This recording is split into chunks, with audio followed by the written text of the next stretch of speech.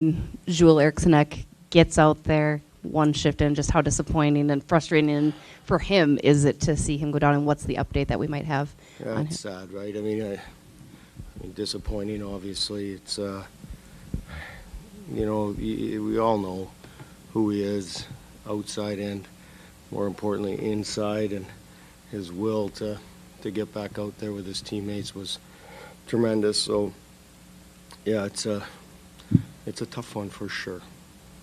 So the update is just as a tough one. I mean, no prognosis. Yeah, obviously he's been looked at. He's going to get looked at again tomorrow, probably a little bit more extensively, and then we'll know more. Do you know, last game was obviously a tough game for you guys, and sometimes it's easy to just, let that linger. How did you guys reset to play such an emphatic game today? Well, we've talked about it a lot, and I know we haven't been through a lot of experiences, and maybe we have now that we caught ourselves. We talked this morning. We were very businesslike in the room, and they were ready to play, and it is such a big credit to. And I know it probably gets old when I talk about our leaders and whatever, but it's reality that the way that they conducted themselves in preparation for this game and then executing on the ice is real good, obviously. But again, we talked about game 2's over, game 3's over, and we've got to do it again, and that'll be our message tomorrow. Dean, you've talked about the collective a lot this season, stepping up. Is that a good example today? You're down a forward for basically a full 60 minutes, and everyone chips in. Yeah, 60 minutes of 11-4. We had some scrambles going on throughout the bench, obviously, and got some penalties. But I thought that was a real key point, is that we stayed the heck out of the penalty box tonight, obviously. Against their power play, but to your point, Dane, that we couldn't be in the penalty box with wearing guys out because guys had to double up. It was a real good effort mentally and obviously physically. Coach, your mantra has been grit first. How much did your team's physical play impact this hockey game? Well, we always, correct me if I'm wrong, but you guys are watching and you see that we're always physical. Like, that's just what we do. That's just how we're built. That's Billy's thought process. It's the organization. It's what we do. So we're going to continue to do that.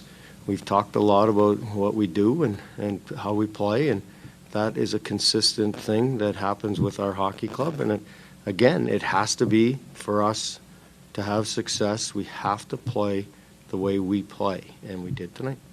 Zuccarello's performance, and can this be a turning point maybe for his line to get some production, get some reward? Yeah, somebody told me there's a lot of negative press and stuff around him. There was. I don't know. Like I said, I don't read all that crap, but he's been unbelievable. Like, I don't know what I don't even know what his numbers are, but I know what he's doing in the room.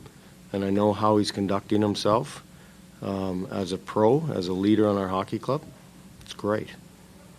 Dean, just how pleased are you with the defensive effort tonight? Rupe Hintz gets a hat trick the other night, no shots on goal this evening, and the way you guys really contained some of their top players and just limited the time that you were given. Just how happy are you to see that kind of come back? Yeah, I don't even know. Like, I don't know if it's their top players. It's just because they've got scoring up and down their lineup, right?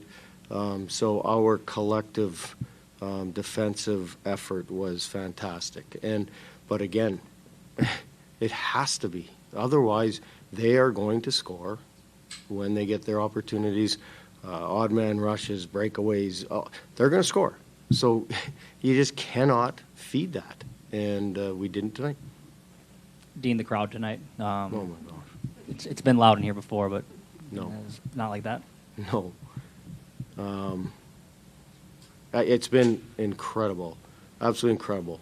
But tonight it was a level that was like off the charts, and somebody said 7th Avenue was pumping before they got into the rink, which probably helped, right? But, yeah, I mean, right from, we knew, and we didn't start Eck because, but we knew that ovation would be fantastic. But it was fantastic for all of them. They were ready to go like our group was from the drop of the puck. Johansson's goal and the post after, do those looks not happen without his stride and how strong that skating is? That opened it up for him. Yeah, he's just elite, right? Just an elite skater, effortless, and he continues to get those opportunities because he's just continually moving his feet. So, yeah, we've seen it, since, well, we've seen it before too, but yeah, it's elite skating. Dean, Brock Faber made his Xcel Energy Center debut tonight. What did you like out of him? Everything. Since he played his first game, you don't get to play. You don't get to play. How many games did he play? Two regular season games and playing in the Stanley Cup Finals without doing what he's done.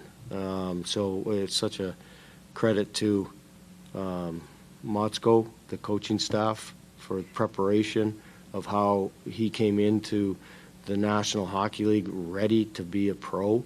But even more importantly, it's a credit to him, and how he's prepared, not only physically, because physically he took a huge hit tonight right on by our bench, handled it no problem.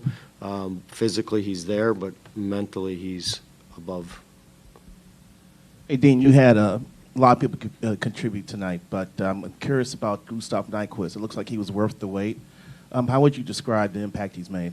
Actually, Brett McLean just said that he is just a hockey player, like in all areas.